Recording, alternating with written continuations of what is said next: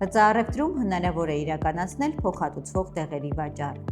Մեր օրինակում փոխհատուցումն իրականացվում է համավճարով։ Այսինքն, վճարման ենթակա գումարի մի մասը փոխհատուցում է պետությունը։ Նախ կատարենք անհրաժեշտ կարգավորումները։ Ադմինիստրատորի գործիքներից սեղմենք օգտագործողներ։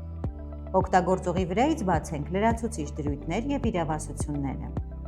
Վաճառ կտրոն էջի ՀԴՄ կտրոնի կարգավորում բաժնից ակտիվացնենք ապառիկը տպել որպես փոխհատուցում նշիչը։ Վաճառքը իրականացվում է Արմեդում բացված դեղատոմսի հիման վրա։ Յուրաքանչյուր փոխհատուցվող տեղորայքի համար բացվում է առանձին դեղատոմս։ Վաճառակետ POS-ից բացենք վաճառք։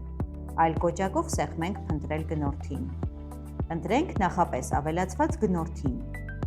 Ավելացնենք ապրանքները սկանավորելով դրանց գծիկավոր կոդերը կամ դատամատրիքսները։